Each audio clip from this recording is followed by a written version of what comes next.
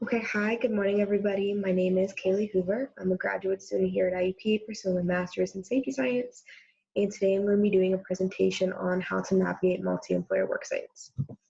So this is a topic that can be really confusing for employers, so hopefully this presentation answers any questions that you may have. If it doesn't, there will be a Q&A at the end where you can ask me questions and I will try to answer them the best of my ability.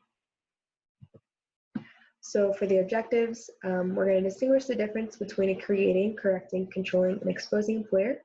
We're going to discuss the responsibilities of each employer, and then we're also going to identify possible OSHA citations for each employer. So employer knowledge, all employers that are cited through OSHA must have a knowledge of the hazardous condition. So this knowledge includes an actual knowledge or potential knowledge of the situation. An actual knowledge would be if you witnessed the hazard or hazardous condition firsthand. And a potential knowledge would be if you could probably guess that there would be a hazard associated with a specific job task that probably isn't being controlled or corrected well, or if you heard other employees talk about a specific hazard, that would be considered potential knowledge. So the creating employer, this employer created the OSHA violation, just like the name says. So even if the only employees exposed are those of other employers at the site, this employer is still the creating employer. So I have an example for the creating employer. A lot of these examples are pulled straight from the directives on the OSHA website. There will be a link to that at the end in the references if you do have any other questions or something's unclear.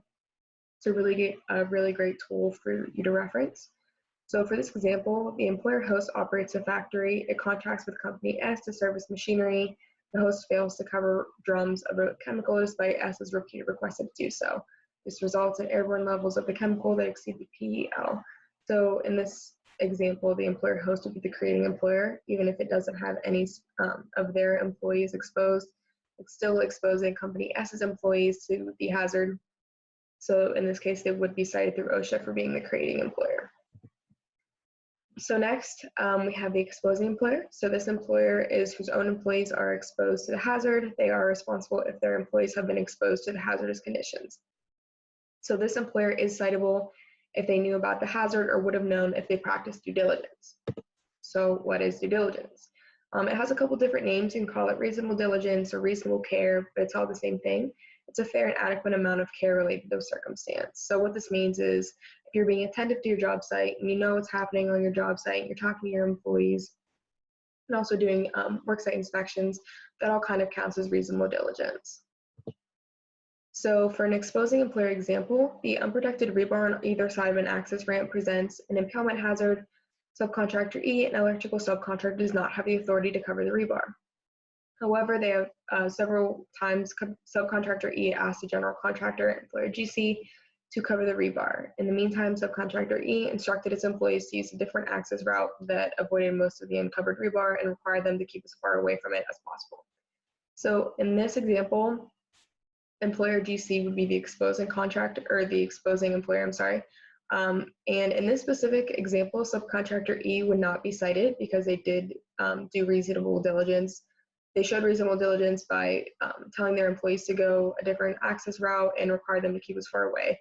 So employer GC would be cited as the exposing employer, and subcontractor E would most likely not be cited.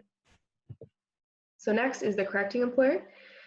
So this is an employer who's on the same work site as the exposing employer and is responsible for correcting a hazard. This usually occurs where an employer is given the responsibility of installing and or maintaining equipment. So this is a long scenario, but it has a lot of details that are important. So employer C, a carpentry contractor, is hired to erect and maintain guardrails through a large 15-story project. Work is proceeding on all floors. C inspects all the floors in the morning and again in the afternoon each day.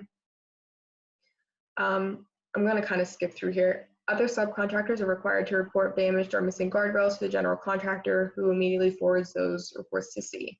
So C immediately repairs damaged guardrails and immediately after they're reported. So on this project, few instances of the damaged guardrails have occurred other than where material has been delivered. Shortly after the afternoon inspection of floor 6, workers moving equipment accidentally damage a guardrail. No one tells C of the damage and C has not seen it. An OSHA inspection occurs at the beginning of the next day prior to the morning. none of C's own employees are exposed to the hazard, but other employees are exposed. So in this case, employer C would be the correcting employer because they do have the authority to correct the hazard. Even if it's not directly affecting C's own employees, it is still exposing other employees. So next is the controlling employer. An employer who has general supervisor authority over the worksite, including the power to correct safety and health violations, or required others to correct them. So there are 4 types of controlling employers. Control established through contract, control established through a combination of other contract rights, architects and engineers, and control without explicit contractual authority. So we're going to kind of talk about each one of these. So the first is control established through contract, kind of what the name says. To be a controlling employer, the employer must itself be able to prevent or correct a violation, or to require another employer to prevent or correct a violation. This can take place in the form of a specific contract right to require another employer to adhere to safety and health requirements and to correct violations the controlling employer discovers. So I have an example for each one of these as well, because I know the definition can be kind of hard to follow sometimes. So employer A contracts with employer B to do painting work. A has the same contractual authority over B. A conducts inspections that are sufficient. Further, during several inspections, A finds that B has violated fall protection requirements. Points out the violations to B during each inspection, but takes no further actions. So in this specific scenario, employer A would be cited as the controlling employer. Even though A and B have the same contractual obligations, they did not take any further actions to further the fall protection requirements. So employer A would be the controlling employer here and has the authority and obligation to fix the hazard. So next is the control established by a combination of other contract rights, where there's no explicit contract provision granting the right to control safety, or where the contract says the employer does not have such a right, an employer still may be a controlling employer. The ability of an employer to control safety in this circumstance can result from a combination of contractual rights that together give it broad responsibility at the site involving almost all aspects of the job. So we have an example here. Employer A's contractual authority is limited to reporting on subcontractors' contract compliance to owner and developer B and making contract payments. Although reports on the extent to which the subcontractors are complying with safety and health infractions to B, A does not exercise any control over the safety of this site. So in this specific scenario, employer A would not be the controlling employer. They do not have the authority to control any of the safety at the site. So next we have the architects and engineers. They're only controlling employers to the breadth of their involvement, so it's pretty much only in their line of work. So for example, they wouldn't be responsible for controlling hazards for scaffolding companies or for electrical contractors. So I have an example here. Architect A contracts with owner B to prepare contract drawings and specifications, inspect the work, report to B on contract compliance, and to certify completion of work. A has no authority or means to enforce compliance, no authority to approve or reject work, does not exercise any other authority at the site, although it does call the general contractor's attention to observe hazards noted during its inspections. So, like the definition says, architect A would not be a controlling employer as far as observed hazards because it's not directly in their line of work. So they would not be obligated to control or correct them. So next, we have the controlling employers, control without explicit contractual authority.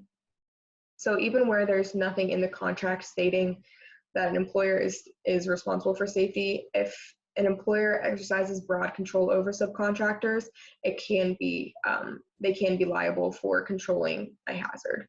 So we have an example. Construction manager A does not have explicit contractual authority to require subcontractors to comply with safety requirements, nor does it explicitly have broad contractual authority over the site. However, it exercises control over most aspects of the subcontractor's work anyway, including aspects that relate to safety. So in this scenario, construction manager A would be considered a controlling employer because they exercise control over most aspects of the subcontractor's work, including safety related aspects. So in this instance, they would be considered a controlling employer. So evaluating reasonable care. So like we talked about earlier, reasonable care is kind of making sure that you're being attentive to your work site, and OSHA will kind of investigate what an employer does as far as reasonable care. And this is specifically about the controlling employer. So in evaluating whether a controlling employer has exercised reasonable care in preventing and discovering violations, consider questions such as whether the controlling employer conducted periodic inspections of appropriate frequency. So depending on job site, this could be once a day or once a week or once a month. It depends from work site to work site. Implemented an effective system for promptly correcting hazards. So this means line of communication is good. Workers can report hazards and see them fixed within an appropriate amount of time. And then also enforces the other employer's compliance with safety and health requirements with an effective graduated system of enforcement and follow-up inspection. So what this means is after the hazard's fixed or after a hazard is reported, they have to go back through and make sure that the hazard is still being controlled and corrected appropriately. So for OSHA citation information, can a non-exposing employer be cited? Yes. So in a couple of the examples, the exposing employer, an employer that created the OSHA citation, even if it doesn't specifically affect their employees, they can still be cited. So only if they had knowledge of the hazard, they did not practice due diligence, and they may not be cited, like we said about earlier. And again, OSHA will go through a series of judgments to determine if the employer exhibited due diligence. This includes looking at inspection records on the job site or reviewing safety procedures. So they might look at your JHAs, or they might look at your work logs. Pretty much any paper trail that they can find, they will look and evaluate that. So some more information. Can an employer have multiple roles? The answer is yes. A creating, correcting, or controlling employer will often be an exposing employer. So this may seem confusing, but if you really think about it, you have one employer who is creating the hazard. They have the authority to correct it, and they also have the authority to control the hazard and hazardous condition. Will also be exposing either their employees or other people or other contractors' employees to the hazard. And then exposing, creating, controlling can also be correcting employers if they are authorized to correct the hazard. So this also probably seems a little bit confusing, but a lot of correcting employers have the authority to control them, and they are the ones who create them, and they are the ones who are exposing either their workers or somebody else's workers to them. So here are my references. The second bullet point is where I got all my examples from. It's a really good reference point. If there's anything unclear, I know that this can kind of be confusing, and I did kind of stumble a little bit. So I hope that I kind of made it as clear as possible. Here's the PA OSHA consultation program on IUP's website. Honestly, if you Google IUP PA OSHA consultation, it'll take you right to the site. And then here is all the contact information. And thank you. So make sure to come to the next webinar, the Hearing Conservation Overview, at April 15th. I look forward to your questions, and thank you for listening.